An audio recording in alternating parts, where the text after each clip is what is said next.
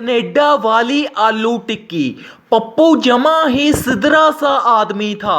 उसके पास पैसा तो बहुत था पर दिमाग नहीं था। पप्पू एक दिन अपने पिता के साथ ही होता है कि जिद कर लेता है कि मैंने कनेडा जाना है। तो उसका पिता बहुत हंसता है कि तू कनेडा जाने वाला क्या लगता है, वहाँ सब कुछ ही लटा कर खाली हाथ आ जाएगा। जहां मुंह लटकाता हुआ तो पप्पू अपने पिता के सामने रोने लग जाता है। बीच में वह हंसी भी जाता है क्योंकि पागल सा ही होता है। तो उसका पिता जब वो हटता ही नहीं तो उसके कान पर एक रख देता है और पप्पू फिर भी नहीं हटता होता। तो वह घर आकर सलाह करता है, एजेंट ढूंढता है और पप्पू को कनाडा भेजने के लिए पंजाब से जहाज में चढ़ा देता है कि जहां से ये दिल्ली लैंड करेगा। उसको ये बोल भी देता है पर वो सुनता कहाँ होता है, वो तो अपनी ही मारी जा रहा होता है। निरी बकवास। तो जहाज में सभी लोग जो सवार होते हैं वह भी देख रहे होते हैं कि ये किस पागल को अकेले ही भेज दिया। तो कई बोलते हैं कि घर वालों ने ही इससे खेड़ा ही छुड़ाया होगा। तो वो लोगों को देखकर हंसना शुरू कर देता है और ऐसे ही दिल्ली एयरपोर्ट आ जाता है। तो वह जोर जोर से हंसने लग जाता है और ऊंची ऊंची पुकारने लग जाता है कि मैं कनाडा आ गया हूं। तो वहां पर चोर तो घूम ही रहे होते हैं क्योंकि बिजी एरिया होता है। उनको पता चल जाता है कि ये अमीर लग रहा है पर है पागल ही। तो वो उसके पास जाते हैं, उसकी जेब काट कर भाग जाते हैं। पप्पू को कुछ भी पता तक नहीं लगने देते। वह बहुत ही शातिर किस्म के होते हैं। पप्पू यही पुकारी जाता है कि कनाडा आ गया। वहां पर वह एक आलू टिक्की की स्टॉल लगी देखता है और खुश हो जाता है। तो आलू टिक्की तो पंजाबी और हिंदी दोनों में ही लिखा होता है। तो वो उसके पास चला जाता है और बोलता है, कैसे हो भाई, मैं अभी ही इंडिया से कनाडा आया हूं, मुझे अभी ही जहाज उतार गया है।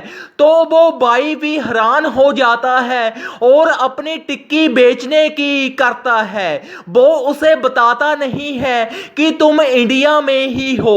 तो वह अपने घर को फोन लगा लेता है कि मैं पिताजी कनाडा आ गया हूं। उसका पिता भी सोचता है कि अभी तो 2 घंटे बाद उसकी फ्लाइट है, ये कनाडा बोल रहा है। वह उसे गुस्से से बोलता है कि तू ठीक है, लग गया अपने जल खिलारने।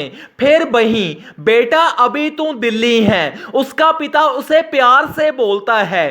तो वो उसकी तो एक सुनता नहीं, अपनी भाषा ही बोली जाता है। वह वीडियो कॉल में अपने पिता को दिखाने लग जाता है कि मैं कनाडा की टिक्की खा रहा हूं।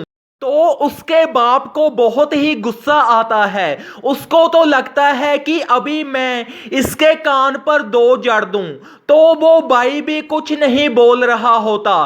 तो जब वह टिक्की तो खा लेता है और उसका पर्स तो चोरों ने निकाल लिया होता है, वह पैसे देखता है तो पैसे तो उसके पास होते नहीं हैं और अभी फोन उसका घर को पिताजी के साथ लगा ही हुआ होता है।